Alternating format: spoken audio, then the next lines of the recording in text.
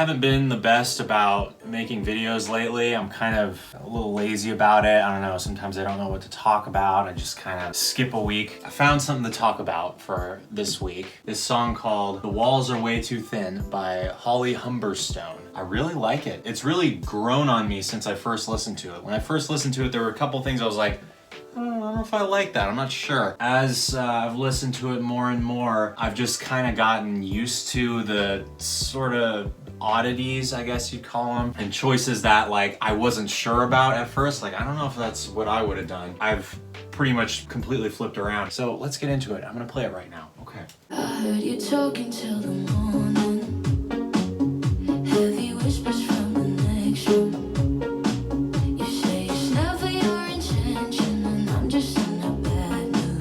Right off the bat, great taste for vocal melody, right? It has a nice motion to it. It's very satisfying to listen to it. She goes to the right notes. It's hard to say why I feel like those notes are the right notes. Fits my taste, I don't know. The one thing that I like probably the most about this is it feels like it ends a little bit early. You know what I mean? Like she's going da-na-na-na-na-na-na-na-na-na-na, and then she stops there. I sort of expected her to keep it going on the downbeat, so I'll just kind of move my head with the beat, right? That last head nod, I expected there to be another note there, another word, just something there. There isn't, and it's kind of cool. When she ends on that kind of ambiguous note, it kind of makes me listen closer. I'm like, oh, she ended early there, and I sort of lean in, you know what I'm saying? I like that the bass line at the end goes back to the second note, right? So it starts here, the second note, goes back to that note. I hit another note by accident there. Not the best piano player, but that's okay.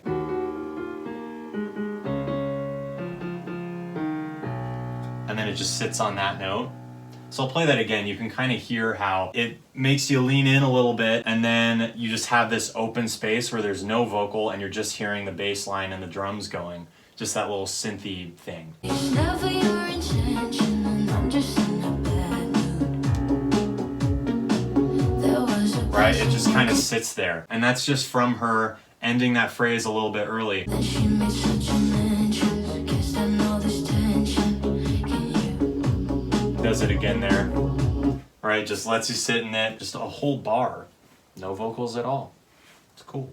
We crossed paths by the bathroom, but I'd just rather be out of the picture. The melody here, the vocal melody, is much slower. She goes for that slow pre-chorus. Da, da, da.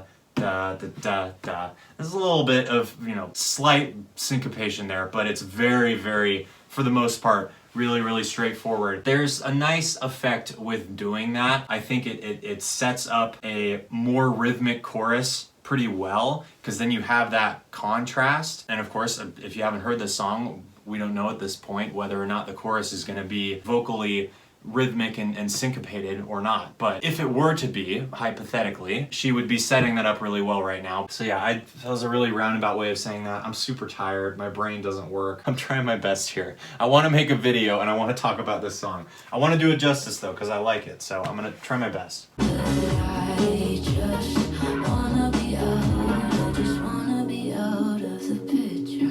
And no, I'm Oh, stop there, because you can tell we're getting to the chorus. I like just the repeating of wanna be out of the picture, right? She repeats it there. Wanna be out, I just wanna be out of the picture. It ends up putting, I'm saying that word again, that phrase later than it was before, which makes it lead more naturally into the chorus. This song in particular, the vocals are what bring the chorus in. It's not a drum fill, it's not some swelling thing. There's almost always, like any pop song, there's always something that is like, hey, we're about to get into the chorus, right? Something comes in a little bit before the chorus to like get you ready for the chorus, and then the chorus comes in and it makes it more satisfying. It makes it easier to adjust to. I'm not sure if that's the right word, but I think you get what I mean. In this song, the vocals are doing that. The instruments stop here, right? And then she can lead in nicely to the chorus. And something I want to point out before we get to the chorus. So when I'm listening to this, I'm kind of thinking, I know she's getting to the chorus. What's the note that I want her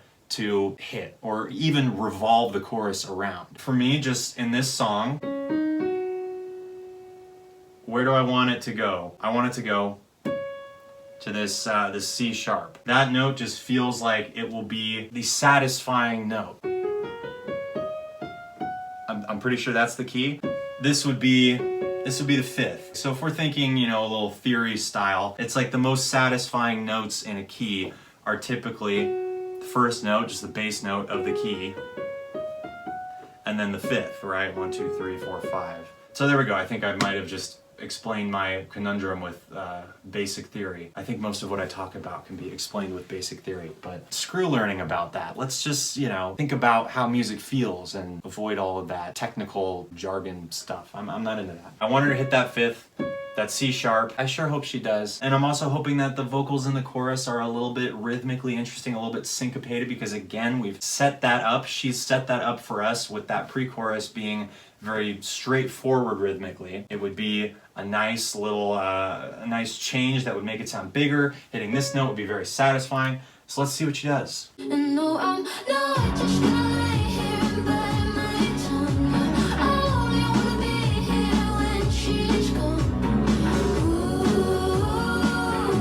Ooh, the walls are way too thin. Yes! Exactly what I wanted, right? Rhythmically weird. Not just gonna lie here and bite my tongue. Right, saying gonna. It's just like a little extra fast, a little bit of extra syncopation. And then those vocal harmonies there. Super great. The way she says the name of the song, the walls are way too thin. I still don't totally get that rhythm. And I like that. Obviously, the way I think about things is so based on rhythm, and that's just kind of how my brain works. So having something that's just a little tough for me to figure out, she makes it sound really easy, but you really listen to that rhythm. The walls are way too thin. I'm still not sure that I say that right, but she does it totally spot on. Syncopated and strange, but it feels right. It doesn't feel like it should be any other way. Now, the thing is, I've talked about how I think that typically a chorus is going to be better and more satisfying to listen to if it ends on the beat, right? So one example that I've talked about in the past is We Are Never Getting Back Together by Taylor Swift. We are never, ever, ever, way off the beat, getting back together. And it ends right on that beat, you know, straying away from the beat, getting really syncopated, never, ever, ever getting back together. This is, maybe I could call it an exception to the rule, but it might just be that it's not a rule at all and I was totally full of crap. The walls are way too thin.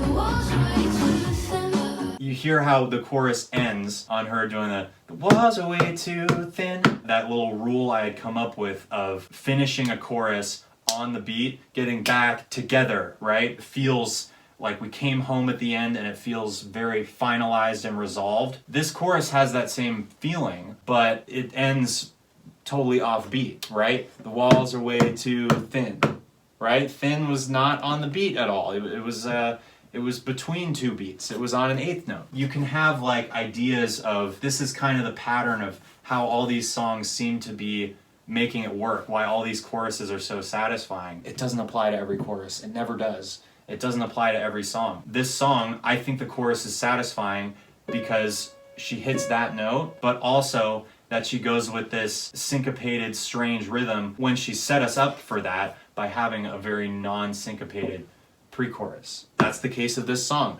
That won't work for other songs. You know, that's not a universal principle. I think the best songwriters are the ones that know, okay, this is a song where it needs that chorus that really ends on the beat, has that sense of rhythmic finality, rhythmic resolution, whatever you want to call it, and that's what's gonna make the chorus work. This song had its own needs, and Miss Holly Humberstone, she knew exactly what the song needed, and she gave the song what it needed. That's why I like it. That's why it's one of my favorite songs that I've heard this year. So yeah, go listen to this song. If you don't like it the first time, listen to it again later, and it might have grown on you quite a bit.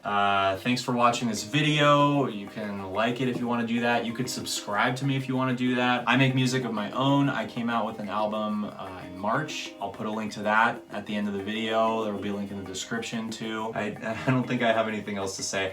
I keep just talking and talking and talking, but I'm gonna stop now. So thanks for watching. I will see you when I see you.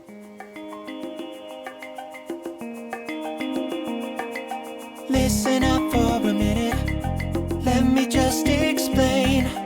This is just the beginning, but love is over. It's not the end if I'm in it. We were not in